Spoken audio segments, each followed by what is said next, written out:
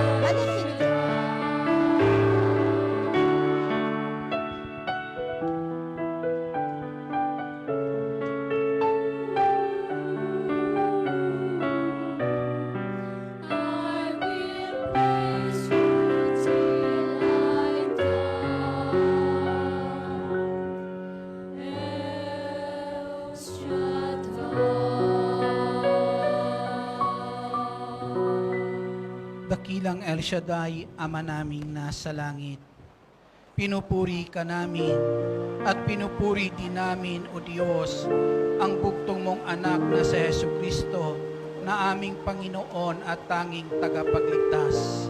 Salamat, dakilang Diyos, sa magandang panahon na kaloob mo po sa amin. Salamat, O Diyos, sa araw na ito na punong-puno ng pagpapalat biyaya, O Diyos, na ibinubuhos mo po sa amin. Salamat, dakilang El Shaddai, sa iyong kabutihan. Dalangin po namin, maghari ka sa buhay namin, O dakilang Diyos, upang kami, Panginoong Hesus, ay patuloy patnubayan na makapamuhay ayon sa iyong banal na kalooban. Tapat ka, O Diyos, sa lahat ng iyong pangako. Tapat ka kung magmahal, dakilang El Shaddai. Loobin mo nawa, dakilang Diyos, na makapamuhay po kami sa tulong mo at gabay ng banal na Espiritu nang naaayon sa iyong banal na kalooban, upang ang mga pangako mo ay patuloy po naming makamtan sa aming buhay. Ama naming makapangyarihan sa lahat, sa aming pagtitipon sa dako pong ito, kami po'y inyong samahan at lukuban sa dako na ito ng iyong malabay na pakpak. Iparana sa amin sa dakong ito, Diyos, ang iyong pagmamahal, ang iyong kabutihan, Ama, sa ngalan ng Panginoong Hesus, sa ngalan ng Ama, ng Anak, at ng Espiritu Santo. Amen. Purihin ang Panginoon.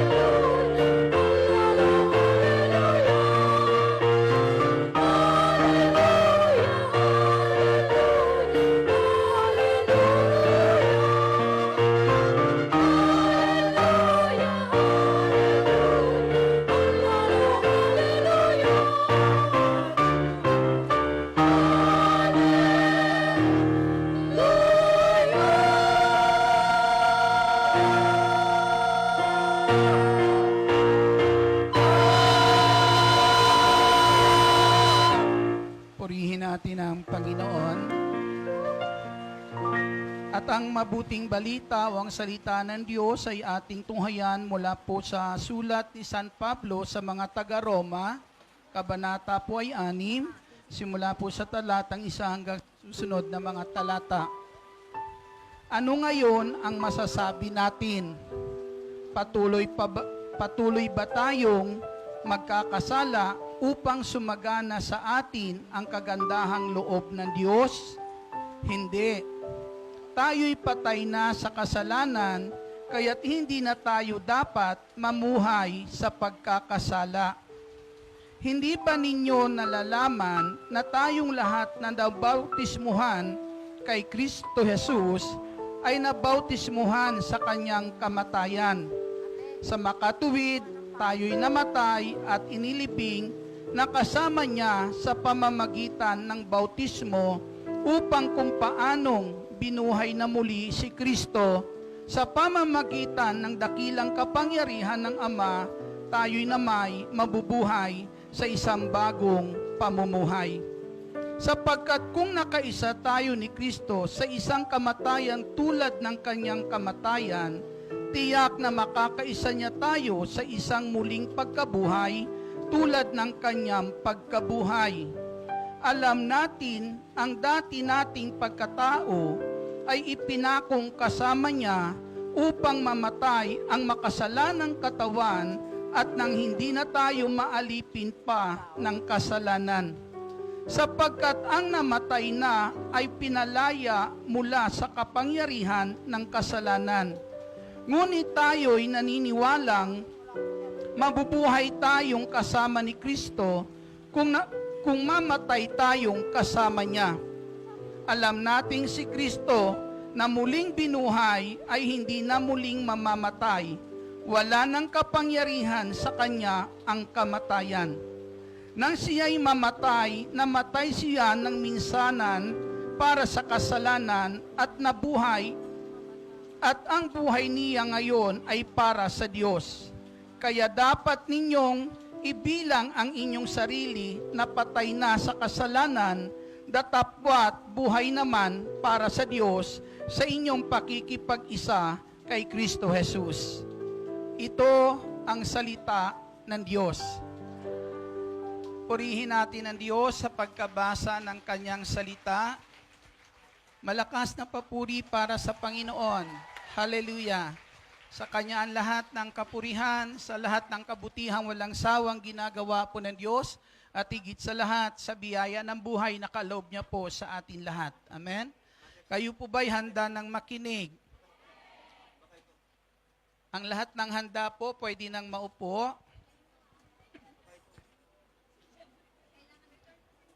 Isang mapagpala at magandang hapon po sa inyong lahat. Dalangin natin na kung paano ibinubuhos ng Diyos ang ulan na iyan sa atin ngayon, tulad ng kanyang pangako, hindi po yan ay makakasama sa atin dahil ipinagkakalob niya iyan sa mabuti at masama. Amen? Para maranasan ng lahat ang pagmamahal ng ating buhay at makapangyarihan Diyos. Kaya umasa po tayo na kung paano yan ibinubuhos, ay ganun din ang pagpapalang maaring ibuhos sa atin ng Diyos ngayon sa lahat ng naparito sa gawain ng ating dakilang El Shaddai. Amen. Naniniwala po ba kayo na kung paanong ibinuhos ang ulan ngayon, ay ganun din ang pagpapalang ipagkakaloob sa atin ng Diyos? Purihin natin ang ating Panginoong Jesucristo. Sabihin mo sa iyong katabi, sister, nabubuhay ako para kay Kristo. Ang buhay ba nating iyan ay para sa Diyos? Para sa ating Panginoong Jesucristo? Kung ang buhay na yan ay nakatalaga para sa ating Panginoong Jesus, iingatan ng Diyos ang buhay na iyan ayon sa kanyang pangako. Amen? Nung nakaraang linggo, sabi nga po natin, ng isa sa ating napag-usapan ay nakahimlay sa kanyang kabutihan. Alala nyo pa ba yung salitang iyon? Na kapag tayo nakahimlay sa kabutihan ng Diyos, lahat ng sa paligid mo'y makakabuti sa iyo.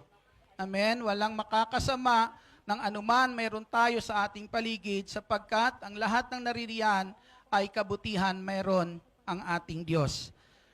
Ngayon po mga kapatid, tayo po ay nagkakaroon ng ugnayan po sa ating Diyos sa pamamagitan ng kanyang paglilinis po sa atin. Ang sabi ng Panginoong Hesus doon sa Ebanghelyo ni San Juan, noong nakarang linggo po natin pinagsaluhan, kung hindi kita lilinisin, hindi ka magkakaroon ng ugnayan sa akin.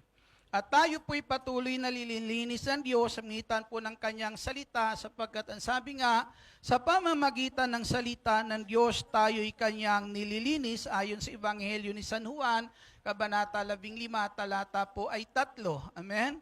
Kaya napakaganda na kung saan salita po na ito, alam natin walang iba kundi ang ating Panginoong Hesukristo. Hindi lang tayo basta nililinis sa pagitan ng kanyang salita, kundi nililinis po tayo sa pagitan ng kung saan pagkatawang tao ng ating Panginoong Hesukristo at pag-aalay ng kanyang buhay upang sa pamamagitan ng kanyang banal na dugo, magiging malinis tayo at ganap sa paningin ng ating Diyos. Amen?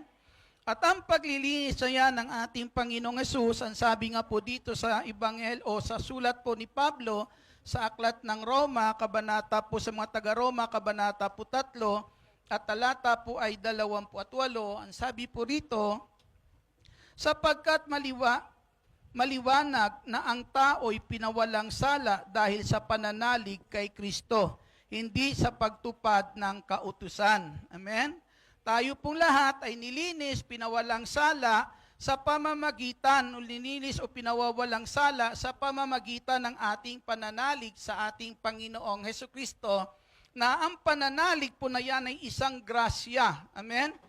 Kagandahan ng Diyos, kagandahang loob ng ating Diyos. Amen?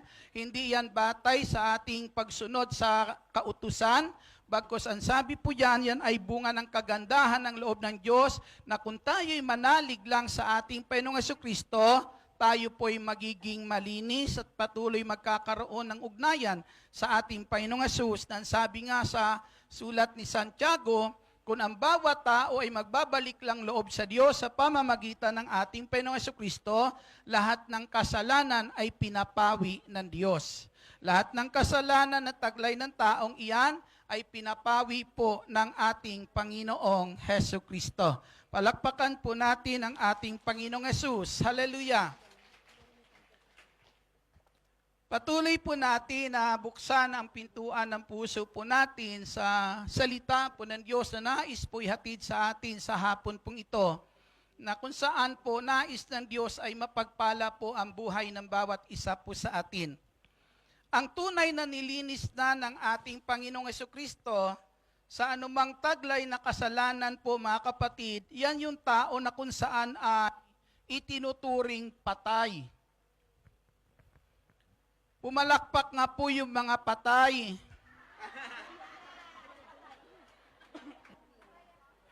Amen. Hindi po ba? O pumalakpak po yung buhay. Kaya minsan, mga kapatid, ayaw natin na kung saan yung pagbabagong nais ng Diyos maganap sa atin ay hindi nagaganap kasi ayaw nating mamatay. Amen? Na kung saan, yun po minsan ang isang mahiwaga na kapamaraanan ng Diyos. Amen? Na para tayo minsan makamtan yung isang pagbabago, kinakailangan tayo ay mamatay na. Hindi po ba? Ang sabi po sa talata po na 6, talata 2, sabi po rito, tayo'y patay na sa kasalanan, kaya't hindi na tayo dapat namumuhay sa pagkakasala. Sa talata po ay 6, ito sinasabi, alam natin ang dati nating pagkatao ay ipinakong kasama niya upang mamatay ang makasalanang katawan, at nang hindi na tayo maalipin ng kasalanan. Amen. Purihin po natin ang ating Panginoong Hesukristo. Napakasarap unawain pag nilayan yung salita po nito na sinasabi po, mga kapatid, tayo po ay ipinakong kasama ni Kristo at namatay na kasama ng ating Panginoong Hesukristo.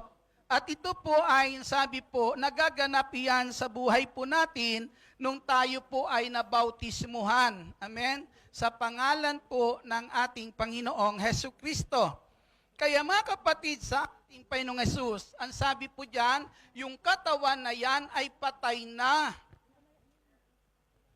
Amen? Inilibing na. May nakita pa ba kayong patay na't inilibing? Nakikita nyo pa?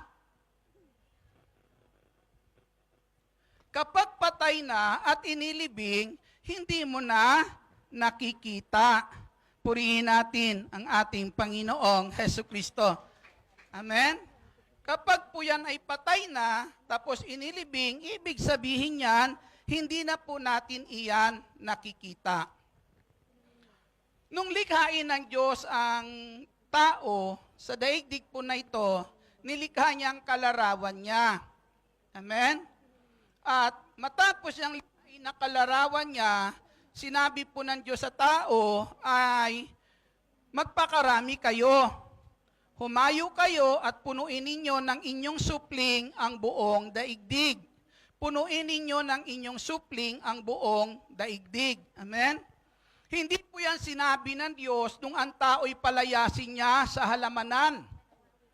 Nung palayasin ng Diyos ang tao sa halamanan, hindi doon sinabi ng Diyos yung salitang, humayo kayo at punuin ninyo ng inyong supling ang buong daigdig. Kundi sinabi iyan ng Diyos nung ang tao'y hindi pa nagkasala. Nung hindi pa nagkakasala ang tao, yun ang utos ng Diyos sa tao na punuin ng tao ng kanyang supling ang daigdig po na ito. Amen? Mga tao na kung saan nabubuhay na walang kasalanan. Hindi alipin ng kasalanan. Ngayon po, nung ang Panginoong Hesus ay muling nabuhay ang ating Panginoong Hesukristo, bago siya umakyat sa langit, meron din siyang utos. Ano po ang utos ng Diyos? Ang utos po ng Diyos ay, humayo kayo at gawin niyong alagad ko ang lahat ng bansa. Pag sinabing alagad, mga kapatid, tao na kung saan ay nabubuhay para kay Kristo. Amen? Tao na kapag sinabing alagad ni Kristo, hindi alipin ng kasalanan. Kaya yun ang nais ng Panginoong Hesus na ang mundong ito ay mapuno ng kung saan mga tao po na hindi alipin ng kasalanan. Amen. Ang sabi ko po, kapag patay na ilinilibing, hindi mo na makikita pa. Ang sabi po rito sa talata pong 6, alam natin na ang dati nating pagkatao ay ipinakong kasama niya upang mamatay. Ang makasalanang katawan nang hindi na tayo maalipin pa ng kasalanan. Purihin po natin ang ating Panginoong Hesus. Malakas na papuri para sa ating Panginoong Hesukristo. Ngayon po, kung yan ay patay na at nailibing, ulitin ko po, hindi na dapat nakikita. Amen? Halimbawa, kung ang isang tao ay, dati po'y alipin ng paglalasing, amen, paglalasing, kapag yung tao na iyan ay patay na at inilibing, hindi ka na makakakita, hindi mo na muli makikita yung taong iyan na naglalasing. Kasi patay na at nakalibing na. Kaya wala ka nang makikitang ganon. Amen? Yan. Kung ang tao na yan ay sabihin na lang natin, alipin ng ganitong uri ng kasalanan, amen. At yun yung nakikita natin sa kanya dati, di po ba? Nung siya ay nabubuhay pa na alipin po ng ganitong anumang kasalanan, kapag namatayan at inilibing, hindi mo na makikita yung taong iyan. Amen. Hindi mo na yan makikita at yung ginagawa niya, wala na rin. Kasi wala nang gagawa nun, kasi patay na siya. Amen.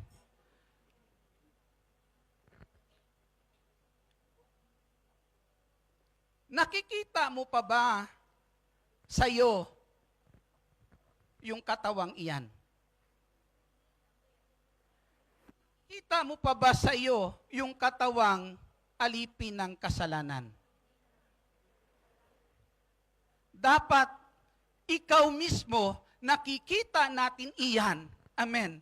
Dapat tayo mismo ay hindi na natin nakikita iyan sa atin, yung katawang iyan na namatay na at inilibing na kasama ng ating Panginoong Hesukristo. Amen. Purihin po natin ang ating Panginoong Hesus. Di po ba? Dapat hindi na natin yan nakikita sa atin kasi patay na po, nakalibing na. Amen? Kaya yung ginagawa ng katawan na napatay na nailibing na, hindi na nakikita sa iyo kasi hindi na yon ang katawan mo. Amen. Nandiyan pa ba kayo? Palakpakan natin ang ating Panginoong Hesukristo. Kasi noon, yung mga tawag nito, nung tayo'y wala pa sa ating Panginoong Hesukristo, di po ba? Marami na kung saan tayo'y alipin ng ganito-ganito. Amen? Subalit, nung tayo na sa Panginoon na, yung katawan na alipin ng ganon, na mga gawaing hindi tama, patay na. Nakalibing na. Amen? Kaya hindi na iyan nakikita ngayon. Kahit ikaw, hindi mo na yan natatanaw sa'yo, nataglay mo pa yung katawang iyan. Amen? Diyan pa ba kayo? Palakpakan natin ang ating Panginoong Hesukristo. Ngayon po, kung meron man tayong katawan ngayon, amen, dapat yung katawan na yan ay nabubuhay na para kay Kristo. Amen? Dahil yan ay para kay Kristo, hindi na yan alipin nung dating ginagawa ng katawang inilibing na. Na ang sabi po, may sinabi po ang ating Panginoong Hesus ayon po sa aklat po ni Propeta Ezekiel, ang sabi po ron, bibigyan ko kayo ng bagong puso at bagong espiritu. Amen? Papalitan ko ang inyong espiritu ng bagong espiritu para masunod ninyo ang kalooban ko. Amen? Sabi po yan ng Diyos doon kay Ezekiel po. At makikita po natin yung bagong puso na yan, dito ipinapakita ni Pablo na nakakamta natin iyan sa pamamagitan ng bautismo. Amen. Na tinanggap po natin na kung saan tayong lahat na nabautismuhan sa ating Panginoong Hesukristo, tayong lahat ay nilinis na para magkaroon ng bagong puso na karapat-dapat sa paghahari ng Diyos. Amen. Purihin natin ang ating Panginoong Hesukristo. Malakas na papuri para sa ating Panginoong Hesus. Kaya ang sabi nga po, di ba, pag sinabing bautismuhan, sabi po ay ilubog, ilibing. Amen. Para hindi na makita yon, para pag-ahon, bago na. Iba na. Amen. Yan po ngayon, na kung saan, bago po, nalinis na, may bagong puso na, at para po na kung saan yan ay mabuhay para po sa Diyos, sinasabi po sa unang sulat ni San Juan, Kabanata 4 at talata po ay 4, ipinapahayag po dyan ni San Juan, ang sabi po, ang Espiritong sumasa inyo ay higit na makapangyarihan kaysa Espiritu ng sanlibutan. Amen? Kaysa espiritu ng mga makasanlibutan. Ang espiritong sumasa atin ngayon ay higit na makapangyarihan kaysa espiritu ng sanlibutan. Ibig sabihin niyan ay ang taglay nating espiritu ay espiritu na pagtatagumpayan natin ang kasalanan. Espiritu na kailanman hindi po tayo dadalhin sa pagkakasala. Amen. Purihin natin ang ating Panginoong Hesukristo. Kaya, hindi na makikita sa tao na yan yung kasalanan. Amen? Kasi yung taglay-taglay niya ngayon na buhay na para po sa Diyos ay pinananahanan ng espiritong higit na makapangyarihan kaysa espiritu ng kasalanan. Kung higit yan ng makapangyarihan, walang kasalanan na pwedeng makapasok sa iyo dahil yan ang taglay mong espiritu. Mayroon tayong sinasabi, mapalad ang taong nagmimithing makasunod sa kalooban ng Diyos. Amen? Nagmimithi na makasunod sa kalooban po ng Diyos. At sino po nagbibigay sa atin ng pagnanasa na masunod natin ang kalooban po ng Diyos? Ang sabi po dyan sa aklat ng Pilipos, sulat ni Pablo sa mga taga-Pilipos, kabanata po ay 2 at talata po ay 13, ang sabi po, sapagkat ang Diyos ang nagbibigay sa inyo ng pagnanasa at kakayahang maisagawa ang kanyang kalooban. Ang Diyos ang nagbibigay sa inyo ng kakayahan para maisagawa natin ang kanyang kalooban. Mapalad ang taong nagmimithi, amen, na makatupad sa kalooban ng Diyos sapagkat ibibigay ng Diyos ang kanyang minimithi. At para magawa natin yung pagnanasang iyan, amen, ang sabi po, ibinigay sa atin ng Diyos ang Espiritong higit na makapangyarihan kaysa Espiritong namamayani dito sa libutan. Palakpakan po natin ang ating Panginoong Jesucristo.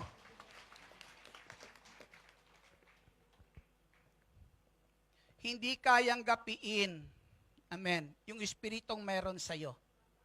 Hindi kayang gapiin iyan ng espiritu ng kasalanan. Amen? Kaya, hindi na makikita talaga sa'yo yung dating katawan.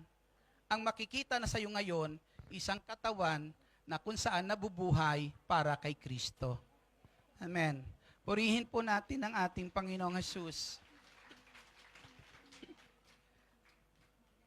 Nagbibigay ng pagnanasa, amen, na matupad ang kalooban ng Diyos, ito po ay ang banal na Espiritu. Habang tayo naririto sa daigdig na ito, nararanasan natin ang kalupitan ng kasalanan. Amen? Nararanasan po natin yan kasi isa lang naman ang layunin ng kasalanan. Tayong lahat ay wasakin, sirain tayo, na kung saan ay nakatalaga na ang buhay sa ating Panginoong Jesucristo. Yan ang layunin, kaya nga naparito ang kaaway para magnakaw, magwasak at pumatay. Diba? Kaya habang po yan ang kanyang gawain, hindi maari na hindi natin maramdaman iyan. Habang tayo naririto sa daigdig na to, kung anong sakit yung pwedeng idulot yan sa buhay natin, mararamdaman natin iyan. Amen? Subalit mga kapatid sa ating Panginoong Hesus, sinasabi po ni San Pablo sa aklat sa sulat niya sa mga taga-Efeso o sa aklat ng sulat ni Pablo sa mga taga-Pilipos, kabanata po ay 3 o kabanata ay 4, ito po ang kanyang sinasabi. Palakpakan po natin ang ating Panginoong Hesus. Malakas na papuri para sa Panginoon.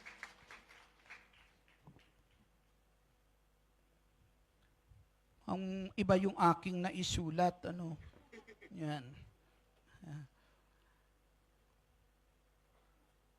Ang sabi po dyan, sa aklat po ng Efeso, kabanata po ay 4, talata po ay 31, o simulan natin sa 30.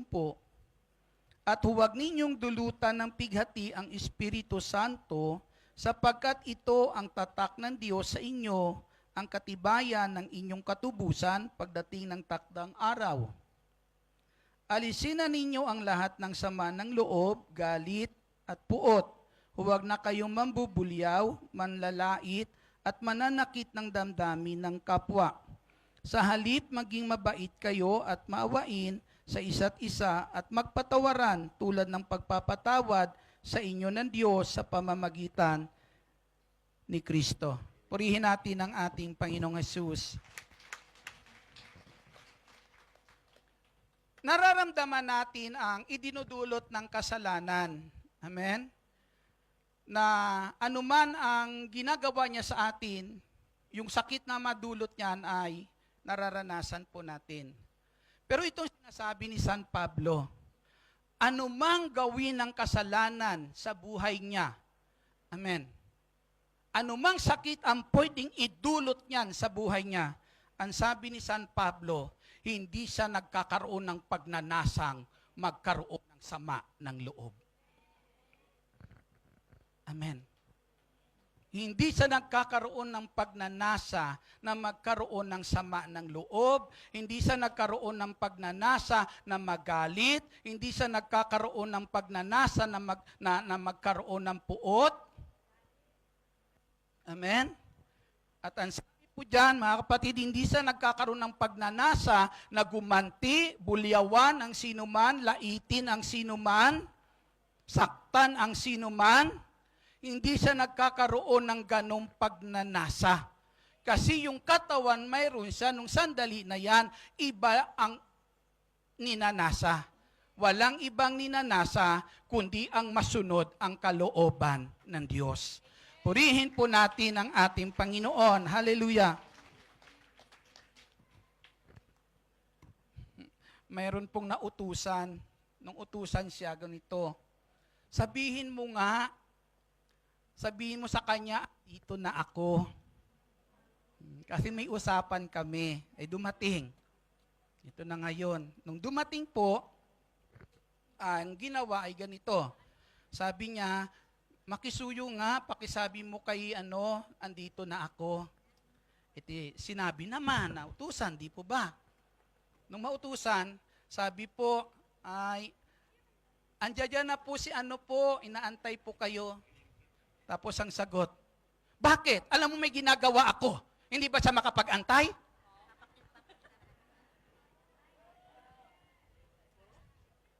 Di ba ang sakit pakinggan na utusan ka lang? Pinakisuyuan ka lang na ipaabot sa kanya. Tapos ay bubulyawan ka ng gayon. Di po ba?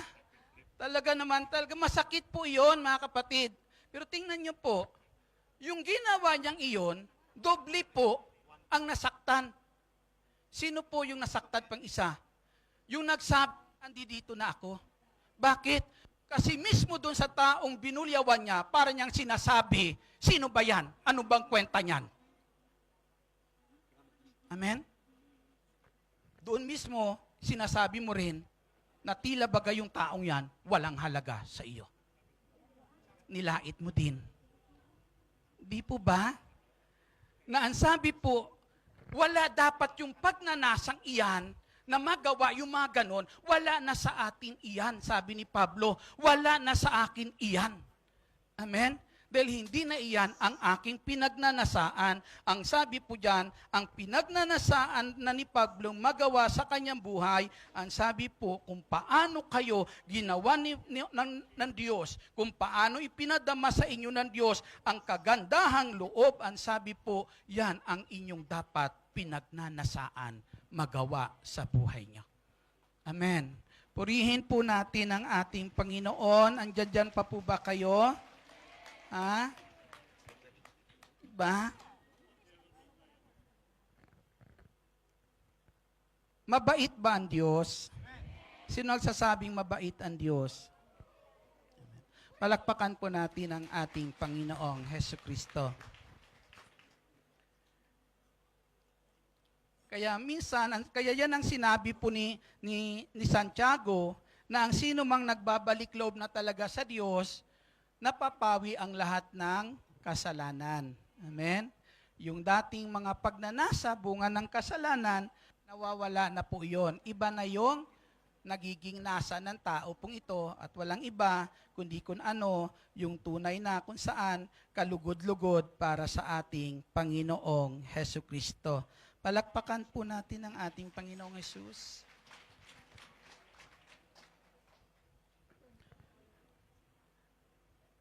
Ang sabi po sa ating binasa, kung paanong namatay si Kristo, mamatay din kayong tulad niya.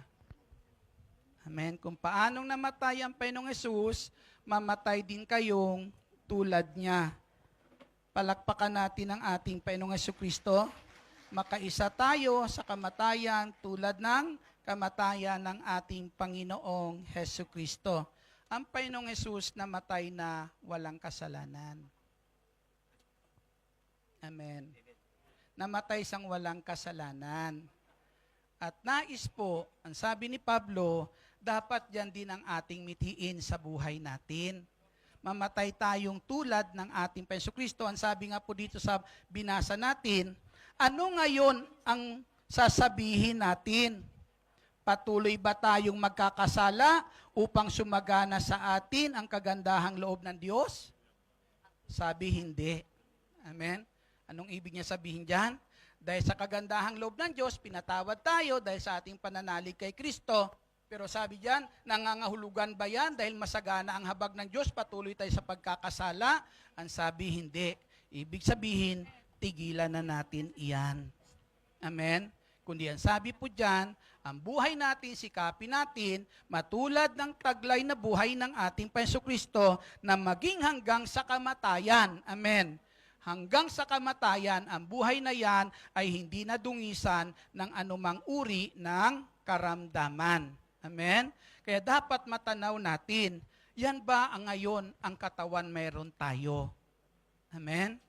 Na ang pagnanasa ay walang iba, kundi magawa lang ang kalooban ng Diyos. Amen? Kasi dapat patay na yun eh. Amen. Tingnan mo nga yung katabi mo, sister, brother, buhay ka pa ba? Ano sabi? Palakpakan natin ang ating Panginoong Jesucristo. Glory to God. Hallelujah.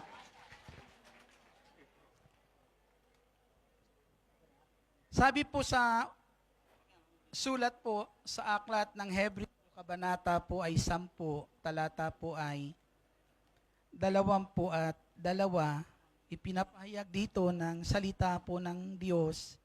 Kaya lumapit tayo sa Diyos ng may tapat na kalooban at matibay na pananalig sa Kanya. Lumapit tayong may malinis na budhi sapagkat nalinis na ang ating mga puso at nahugasan na ng dalisay na tubig ang ating katawan. Magpakatatag tayo sa ating pag-asa at huwag mag-alinlangan sapagkat tapat ang nangako sa atin. At sikapin nating mapukaw ang damdamin ng bawat isa sa pag-ibig sa kapwa at sa paggawa ng mabuti. Amen? Sikapin natin na mapukaw ang damdamin ng bawat isa. Amen? Na ang bawat isa ay magnasa. Amen? Na gawin ang kalooban po ng Diyos nang sa ganon, mga kapatid, nang sa ganon tulad ni Kristo. Amen? Mamatay man tayo, tiyak makaisa tayo sa kanyang muling pagkabuhay. Maraming nangyayari ngayon sa mundo na basta na lang kusang dumarating, amen, mga sakuna, mga kapatid, na basta-basta na lang dumarating, pero alam po natin na mayroong nag-iingat sa atin na Diyos sa mga sakunang nangyayari po sa mundo pong ito. Subalit mga kapatid, ang tunay na paghahanda na dapat nating gawin ay yung paghahanda kung paano kaharap sa Diyos. Amen? Kasi alam naman po natin iyan, walang pinipili yan. Hindi naman nangangahulugan lahat po na kung saan binabawian ng buhay sa mga sakunang nangyayari sa mundong ito ay mga makasalanan. Amen? Di po ba? Kaya ang kinakailangan lang na kung saan ay gaano tayo katiyak pag tayo haharap sa Diyos. Anong buhay ang ating ihaharap sa ating Panginoong Jesucristo? Yan, sabi po dyan, magpakatatag kayo sa inyong pananalig. Sa aklat po ng Makabeyo po, kabanata po ay 7, ay meron po doon na magkakapatid na kasama ng ina na pinatay isa-isa. Isa po sila pinatay po isa-isa buhat sa panganay hanggang sa bunso at ang huli po yung kanilang ina. Pero ang utos po ay wag silang kakain ng karning baboy. At dahil sa utos na yan, pinanindigan talaga nila iyan na kahit sila mamatay, hindi talaga sila kakain noon. Hindi talaga sila kakain ng karne na iyon kahit sila po ay mamatay. Amen? Susundin at susundin nila yung utos na iyan na minana pa nila sa kanilang mga ninuno. Amen? Dahil kinikilala nila na ang pagsunod sa mga utos na iyon, ang sabi po nila, kapag sinunod namin iyan, patayin mo man kami hari na malupit, bubuhayin kami muli ng Diyos. Amen? Bubuhayin muli kami ng Diyos. Utos po yun ng huwag kumain ng karning baboy. Pero kita nyo po, handa nilang ibigay ang buhay nila para lang masunod iyon. Amen? Sa atin, ano kayang ipinag-uutos ng Diyos sa atin na kaya nating pag-alayan ng buhay natin? Ang problema sila po, ang kagandahan, mamamatay silang sinusunod nila iyon. Sana ganun tayo.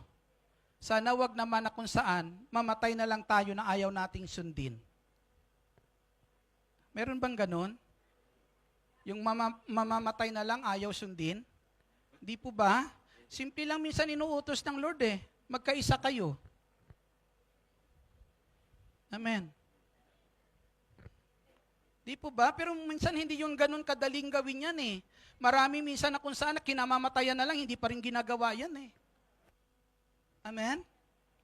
Totoo po yan mga kapatid sa ating Panginoong Jesucristo. Na tingnan natin araw-araw sa buhay po natin. Napakaganda ng salita po ng Diyos. Amen? Hindi yan sasabihin sa iyo ng Diyos yung salita na yan na kung saan mga kapatid, sa pamitan ng salita ng Diyos na pinaparating sa atin, nais ng Diyos kung anong kagandahan ng salita ng Diyos, yan ang maghari sa buhay natin. Yan ang manahan sa atin, yung kagandahan na dala-dala ng salita po ng Diyos sa buhay po natin. Kung hindi naman natin kinikilala, tinatanaw, yung mabuting maidudulot yan sa atin, yung kagandahan ng pwede pong dalhin ng salita na yan sa buhay natin, mismo yung salita na yun ng Diyos na gusto niyang paghariin sa buhay natin, ay tinatanggihan natin. Inaayawan po natin. Amen? Gaano kaganda yung salitang magpatawad. Hindi po yan sasabihin ng Diyos at ipag-uutos sa atin ng Diyos yung salitang magpatawad ng mga kapatid kung sa pamamagitan ng salitang pagpapatawad ay makakasira iyan ang buhay natin. Amen? Hindi niya yan sasabihin sa atin. Bagkus kung kapag tiningnan natin yung salitang magpatawad, isa lang ang nais ng Diyos makita sa atin kung anong ganda ng salita na iyan. Amen. Yun ang kagandahan na gusto ng Diyos maghari sa buhay natin. Amen. Manahan sa bawat isa po sa atin at yan yung kagandahan na nais po ng Diyos mga kapatid pag nasaan nating maibahagi sa ating kapwa. Amen. Huwag natin iyan. Diba? Hindi dumalo na tayo sa gawain, pinaghaharian na tayo ng Diyos. Ang tunay na pinaghaharian ng Diyos, kung paano mo kinikilala yung ganda ng salita ng Diyos na dapat maghari sa buhay natin. Na dapat siyang makita sa buhay ng bawat isa sa atin. Maraming salita ang Diyos. Amen. Pero ano ba sa oras na yan ang paghahari na nais ng Diyos dalhin sa buhay mo sa pamamagitan ng salitang dumating sa buhay mo. Amen. Na nawa ang salitang iyan ang siyang tunay makita sa atin na nagtataglay ng tunay na kalinisan at kagandahan ng ating Panginoong Hesukristo. Tumayo po tayong lahat.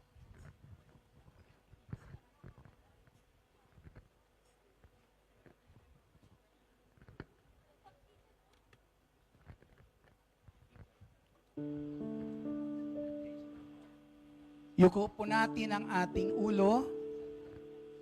Pikit natin ang ating mga mata.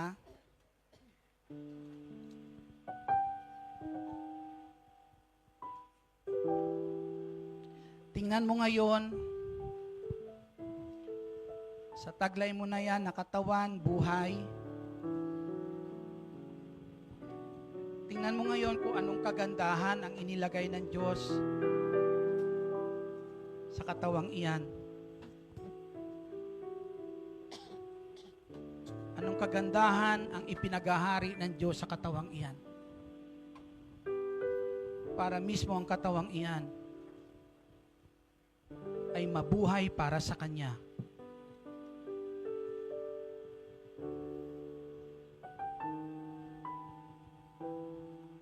Panginoong Hesus, Ikaw ang tunay na makakapaglinis sa bawat isa sa amin. Linisin mo kami, Panginoong Hesus. Baguhin mo, Lord, ang dapat baguhin. Pairalin mo ang dapat umiral sa buhay po namin.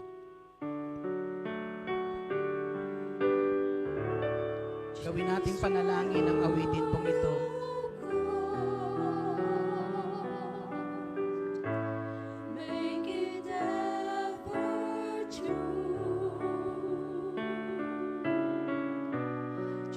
my heart, oh God. May I be like you.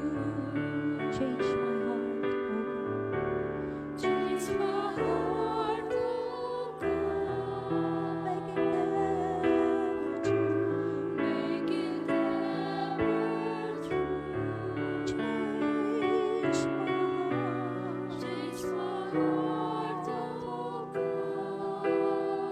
May I be like you, Lord. May I be like you. You are the potter. You are the potter. I am a clay. I am the clay. Mold me and make me. Mold me and make me. This is what I pray. This is what I pray. Change my heart. Change my heart, oh God. Make it ever true. Make it ever true. Change my heart. Change my heart, oh God. May I be like you. May I be like you. For you are the potter. You are the potter. I am the clay. Mold me and make me. Mold me and make me. This is what I pray for you. You are the potter, Lord. You are the potter. I am the clay. I am the clay. Mold me and make me, Lord. Mold me and make me. This is what I pray. Oh, change my heart. Change my heart, oh God. Make it ever true. Make it ever true. Change my heart. Change my heart, oh God. May I be like you. May I be like you. May I be like you. Ama naming nasa langit, kayo ang Diyos na nagsabi, hindi kayo nananahan sa templong gawa ng tao. Kami ang templong gawa ng iyong kamay. Kami ang templong gawa ng inyong kamay. Templo na minsan nasira, pero inayos ng kamay ng aming Panginoong Jesucristo sa pamamagitan ng pagkapako niya sa krus. Panginoon, kami ang templong nilinis ng banal mong dugo. Kaya dalangin namin sa templong ito, manahan ka. Sa templong ito, manahan ka. Hallelujah. Lord, prepare me to be a sanctuary, pure and holy, tried and true, tried and true. With thanksgiving, I'll be a living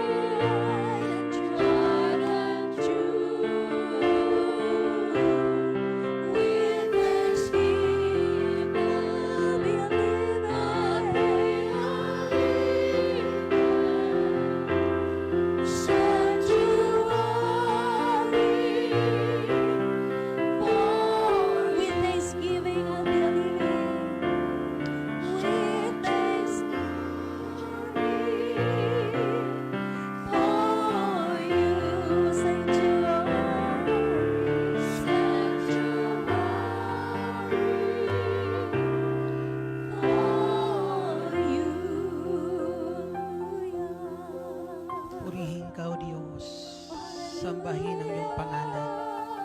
Luwalhatiin ka, Diyos. Buhat sa santuaryo na ito, Diyos, na nilikha na iyong kamay, nilinis na iyong banal na dugo. Hayaan mo, Ama, buhat sa santuaryo na ito, ay dumaloy ang mga papuling pagsamba sa iyo, Panginoong Jesucristo. Hallelujah, hallelujah, hallelujah. Buksan niyo ang mga labi niyong tumiyak. Buksan niyo po at purihin ang ating Panginoong Jesus. Ialay niyo sa Kanya ang mga papuri. Hallelujah, hallelujah, hallelujah, hallelujah. Dakila ka sa lahat. Wala kang katulad na Diyos. Dakila ka sa lahat. Makapangyarihan kang Diyos. Hallelujah, hallelujah. Hallelujah, hallelujah. O purihin ka, O Diyos. Sambahin ka magpakailanman. Ama naming nasa langit, sa sanktuaryong ito, Diyos, na siyang katawan naming nilikha mo sa daigdig na to upang maging tahanan mo. Panahanan mo ito, O Diyos, ng iyong pag-ibig. Panahanan mo ito ng iyong kabutihan. Panahanan mo ito ng iyong kabanalan. At dalangin ko po, Ama, ang bawat templo na ito na kung saan nakatalaga para sa iyo, Panginoong Jesucristo, hinihiling ko dakilang Diyos, ingatan mo po na iyong mapagpalang kamay. Ilayo mo ito sa anumang kapahamakan. Ilayo mo ito, Ama, sa bawat anumang kasamaang umiiral sa mundo pong ito. Bagkus dalangin namin, Panginoong Jesus, buhat po, Panginoon, sa mga templo pong ito, Diyos, makita ang kagandahan ng paghahari mo, Diyos, na nais, O Diyos, dalhin sa daigdig po nito, Panginoon. Panginoon, napakasarap tingnan kung ang mundo pong ito, Panginoon, ang bawat gumagalaw, Panginoong Jesucristo, ay tao, Panginoong Jesus, na kung saan taglay ang paghahari mo. Salamat, Panginoong Jesus. Salamat, Panginoon. Huwag ka magsawa, O Diyos, na ang mga salita mo na patuloy maglilinis sa amin, O Diyos. At patuloy, Ama, na ang buhay namin ay maakay, O Diyos, sa iyong kalooban. Salitang patuloy mong dalhin sa puso po namin. Salamat, dakilang El Shaddai. Angkin ko po ang iyong kamay, ang siyang patuloy magpala sa mga buhay ng bawat isang lumalapit sa iyo, dakilang El Shaddai, sa ngalan ng Panginoong Jesus. Taas natin ang ating mga kahilingan. Ama naming nasa langit, sa pangitan ng iyong banal na Espiritu, manahan ka sa amin. Na ang pagsasama mo, patuloy po namin maranasan. Narito ang aming mga kahilingan, dakilang El Shaddai. Sa pangalan ng Panginoong Jesus, lahat ng kahilingang itinataas ngayon, hinihiling po namin, tugunin mo, Ama. Ipagkalob mo sa amin, tulad ng pagkakalob mo ng bugtong mong anak na si Jesucristo. Sa iyo, O Diyos, ang lahat ng papuri, sa iyong lahat, O Diyos, ng karangalan, sa kabutihang ginagawa mo sa amin ngayon, at patuloy pang gagawin. Sa ngalan ni Jesus, sa ngalan ng Ama, ng Anak, ng Espiritu Santo. Amen. Papurihan natin at pasalamatan ang ating Panginoong Jesucristo.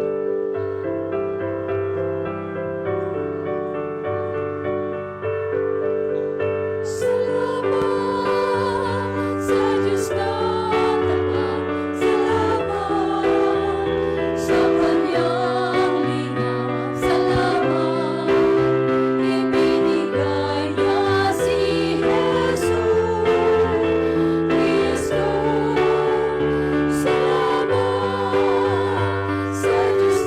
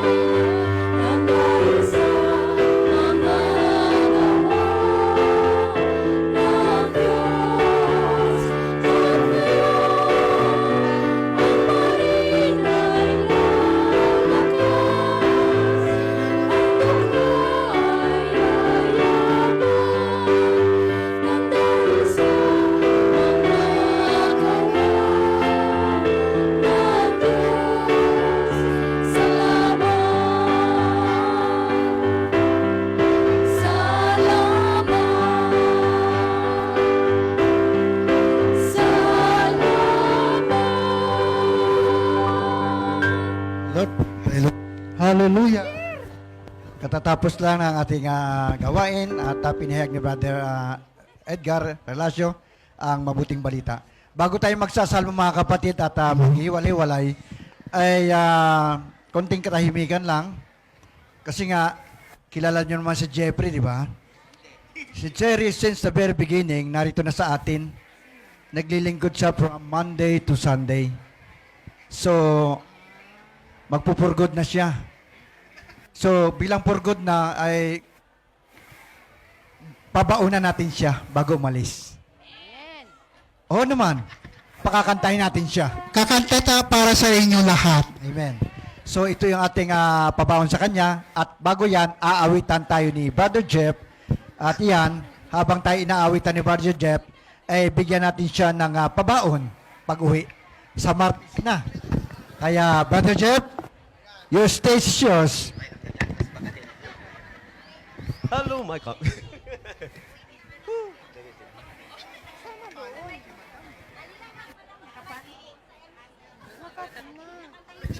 Hello. Mic test 1, 2, 3. Praise